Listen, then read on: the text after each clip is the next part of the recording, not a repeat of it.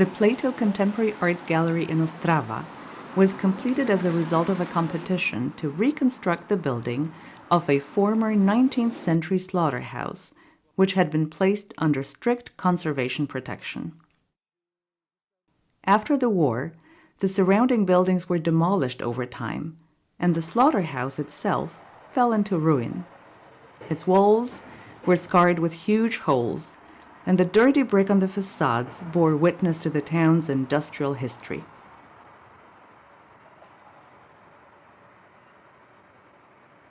Despite the recommendations of the conservation officers, we did not wish to hide the history behind the building. To the contrary, we felt that those could be the building's assets. We filled the openings not with regular walls, but with revolving ones instead, to provide artists with greater exhibition opportunities and to make it possible for the exhibited art to reach beyond the gallery walls. As the revolving walls open, the broadly understood culture becomes more accessible. A biodiverse park was also created around the gallery, marking the layout of the pre-war buildings. It was not part of the competition assignment, but we decided to put up a fight for it, clean up the contaminated site, and turn it into an attractive green area. Following numerous discussions with the conservators, we were eventually allowed to maintain the unique character of the smog-soiled bricks and windows. The glazings have ceramic screen printing on, which reduces sunlight penetration inside the gallery.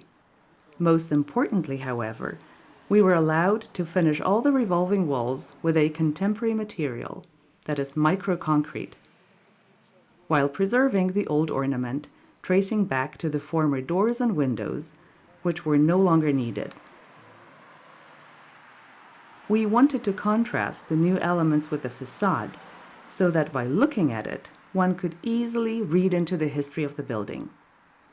At one point, during the final design phase, a very difficult situation arose. The section of the building on the left, added in the 1930s, collapsed due to unstable ground. We had to rebuild it, but we decided to do it in line with the previously adopted design principle, which is why we did not use brick, but introduced a new material. The bricks from the collapsed part of the building were used to replace the damaged elements of the historic facade.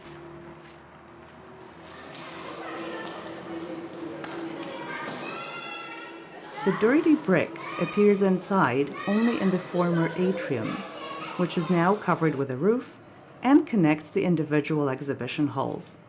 The new microconcrete elements stand out against the white walls of the exhibition halls, as the slaughterhouse interiors were originally whitewashed with lime for sanitary purposes.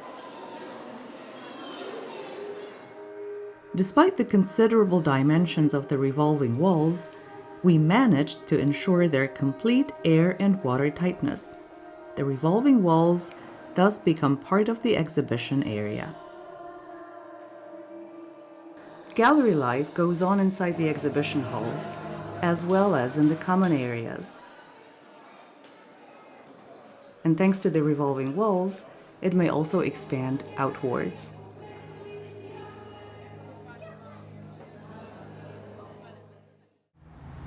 The biodiverse park, including edible crops, has completed the transformation of the site.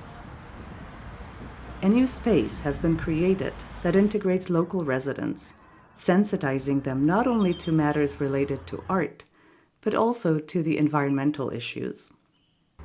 New plantings of perennial shrubs and trees are now planned, as well as the installation of benches, which will be designed by various artists. The ground cover is water permeable, and water collected in underground retention tanks is used to water the plants. At the same time, the park functions as an outdoor exhibition space, so that random passers-by may interact with art. And by opening the gallery walls, anyone may have a look inside the gallery building, and not only contemporary art enthusiasts. and that is precisely what we wanted to accomplish in the design.